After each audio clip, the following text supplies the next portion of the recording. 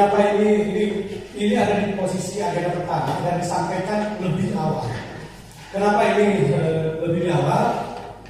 Walaupun secara akademis ini tidak diuji dalam evaluasi akademik, tetapi dalam kompetensi yang akan dibangun, dalam subkompetensinya, ini ada rumusan begini: membangun karakter dan sikap perilaku kepemimpinan Pancasila yang berintegritas, menjunjung tinggi etika demokrasi yang berwawasan kebangsaan, serta bertanggung jawab dalam memimpin seluruh kegiatan pelayanan publik di universitasnya sebagai bentuk kemampuan kepemimpinan Pancasila dan nasionalisme.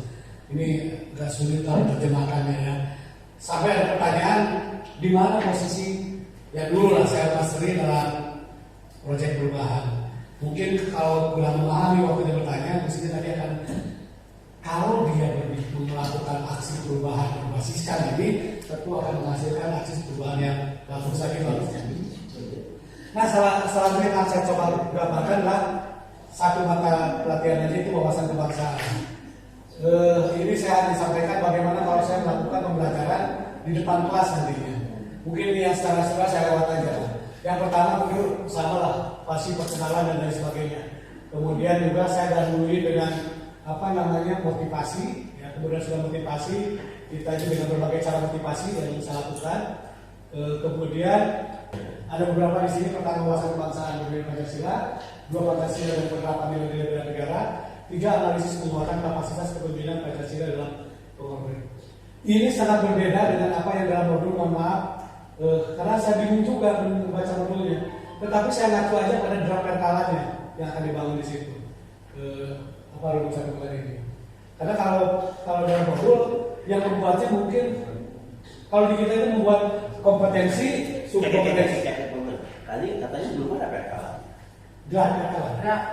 Karena kata Bapaknya itu oke. Tiga perkalan ya. Perkalannya ada, tapi operasi perkalan itu di sini. Di perkalan. Ya. Jadi begini Pak ya. Ada draft. Yang agak bingung itu kalau kita ini namanya kompetensi, subkompetensi ini kan tidak, maka kan untuk menjadi materi-materi pokok kan ini. Tapi ini berbeda yang dibuat dalam modul. Saya agak bingung, makanya saya versi lain aja lah. Makanya saya masuk ke perkalan. Ini yang saya bahas langsung. Kemudian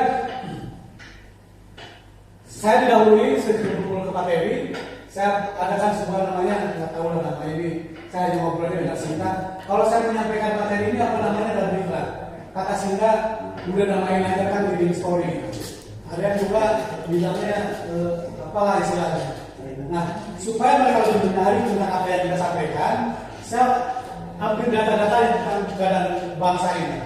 Saya bicarakan tentang kebanggaan, apakah ini hasil survei tentang menurunnya kebanggaan terhadap bangsa, kemudian saya baca juga tentang kondisi faktual, ya. Kemudian jangan-jangan bagian dari proxy war, gitu ya. Kemudian ini juga data tentang tipikal Indonesia karena menyangkut juga integritas moral di sini. Saya sampaikan data-data ini. Kemudian ini ada beberapa hal yang saya sampaikan di sini. Kemudian ada film dan langsung saja sebelum mulai belajar langsung saya suruh ngobrol peserta di tiap island itu, tapi tidak dibahas detail berapa menit. Nanti mereka menyampaikan, sudah menyampaikan baru kita bahas, bukan membahas substansinya, tapi kenapa saya berharap punya solusi terhadap masalah ini, versi mereka, mau di-sharing aja. Nah, saya harapkan nanti saya hanya bukan untuk menjelekan bangsa, saya hanya ingin teman-teman para sipil negara ini mirip Soichiro Honda. Si Corona itu ngomong begini, melihat mobil apa aja berpikir. Saya harapkan warga negara itu begitu lihat kondisi bangsa saja berpikir apa yang dilakukan versi mereka gitu. Karena beginilah maksudnya. Karena semua warga negara itu punya kewajiban ini. Tapi sayangnya pengalaman saya kalau ditanya ini banyak yang nggak paham ini tentang ini. Jadi wajarlah menurut bangsa demikian. Dan syarat di sini karena punya aparatur sipil negara yang punya kedudukan yang berbeda dengan masyarakat umum. Karena dia sebagai pelaksana kebijakan publik tentunya harus lebih dari masyarakat kebanyakan. Nah, saya bandingkan di sini dengan masa kalah sama Panji, seorang stand up comedy. Ini filmnya bagus sekali, jadi agak bagus lah filmnya kalau menurut saya.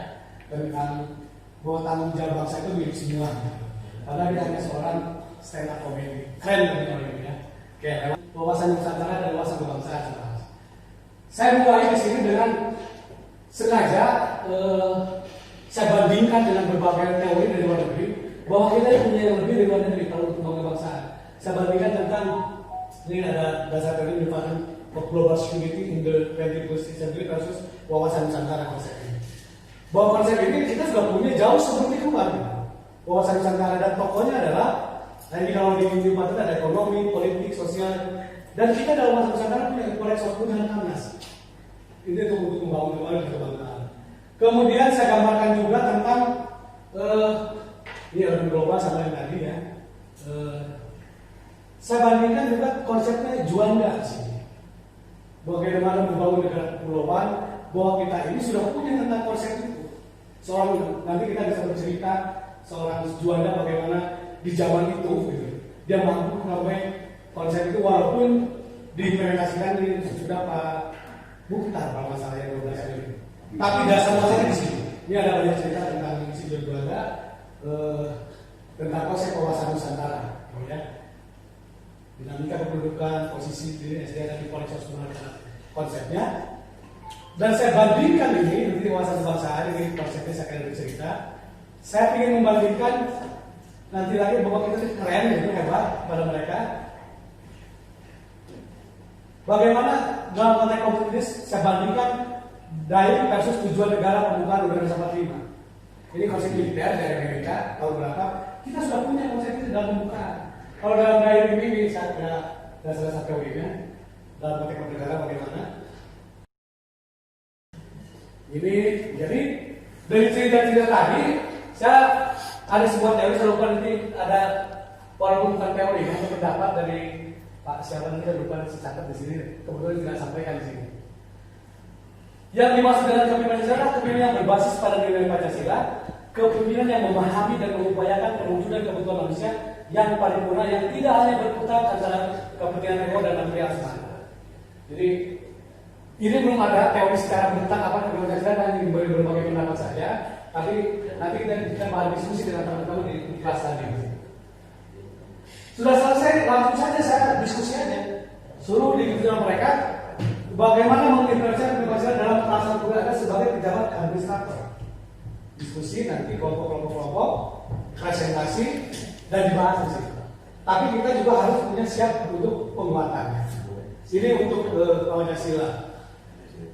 Kemudian yang materi pokok yang kedua adalah Pancasila dan penerapan nilai-nilai bela negara.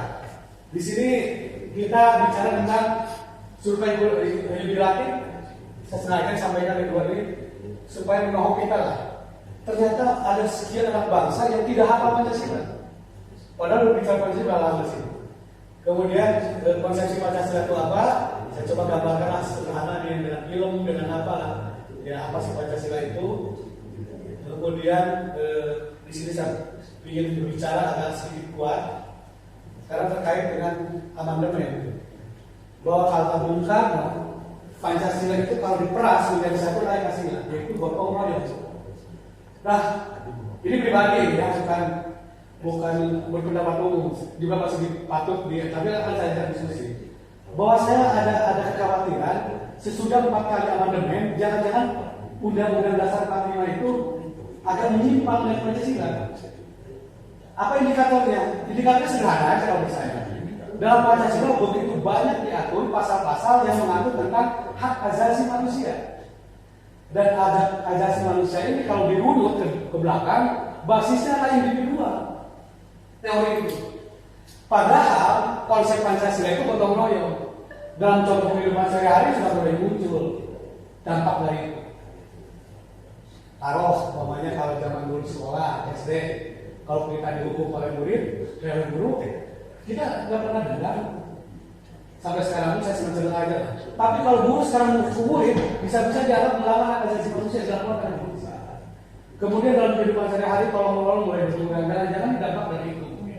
Maka mungkin ketika sebelah tadi perlu patut patut didiskusikan di sini. Kemudian ini prinsip-prinsip saya bahas ulang. Kemudian ini skala umum yang akan dibangun dengan Pancasila itu. tetapi tidak sederhana, dimana banyak untuk bisa diuraikan gitu. Dan kedua kita akan bahas tentang bagaimana nilai negara nanti dan kaitannya dengan Pancasila nanti. Nilai negara saya kira di segera standar apa saja disebutkan tentang ini.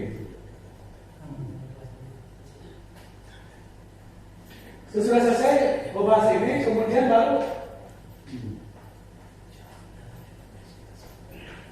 bahas integritas juga, karena 3 di sini masuk materi pokoknya.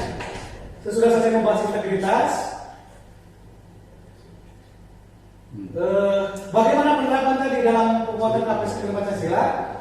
Sengaja di sini diskusi aja mereka. Sudah dikasih bekal tadi, mereka diskusi. Bagaimana penerapan nilai negara dalam konteks penguatan kapasitas Pancasila dengan memperhatikan kearifan lokal. Ya. Jadi disilahkan aja, mereka sudah bercerita di situ, diskusi kelompok, open source, boleh membuka dari manapun, dari internet, dari mana untuk bahan-bahannya. Kemudian kita bahas satu persatu.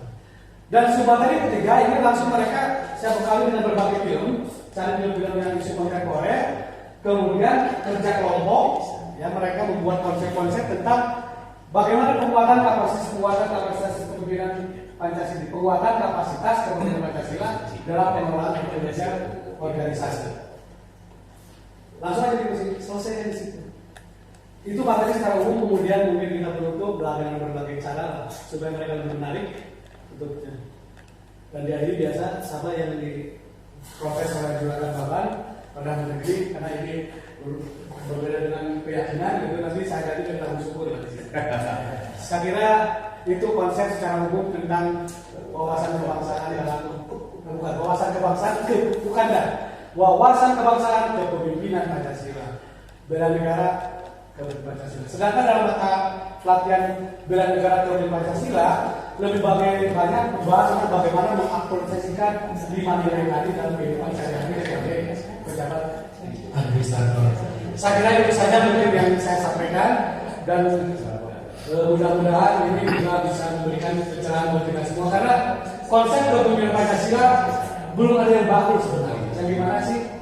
Dan mudah-mudahan dengan ada mata pelatihan ini kita dapatkan sebuah konsep kepemimpinan Pancasila, dan khusus soal dalam bidang ini bagaimana implementasinya sebagai pejabat administrator. Baik, ada yang perlu diskusikan kira-kira? Mas, silakan. Jadi kan Mas bilang disuruh PKA ya, berarti untuk PKP nggak jauh lah. Beda banget. Nanti mau sampaikan. Karena dalam PKP itu dia berbicaranya integritas dulu dan etika tadi, kemudian baru bela negara saat berbeda. Maka tadi, dan mungkin secara umumnya ada, tapi dia pengkhususannya kemana? Ini kan terkait publik, ini supaya peningkatan di akhirnya itu ada materi pokoknya. Saya berbicara tentang kayaknya bisa Bu nanti. Bagaimana memperbaiki hambatan dan solusi inovatif atas kesinambungan, integritas dan kinerja organisasi dalam kerangka kerja sebagai nilai dasar kebahagiaan dibangun. Dan mereka harus membuat konsep tadi, menganalisis konsep-konsep tadi sehingga memiliki dasar untuk sebagai pejabat administratif. Saya kira itu saja mungkin dari saya, karena ini terburu-buru juga, dan mudah-mudahan karena ini masalah mata pelatihan yang masih baru, perlu dikaji kembali bareng-bareng di mana pasnya gitu.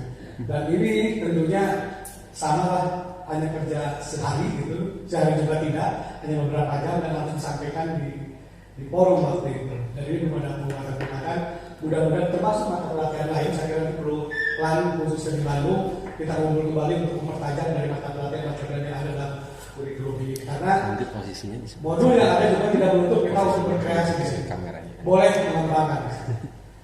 Baik, saya kira cukup sekian, dan mudah-mudahan ini bisa memberikan pencerahan kita semua. Wabillahi taufiq wal hidayah. Wassalamualaikum warahmatullahi wabarakatuh.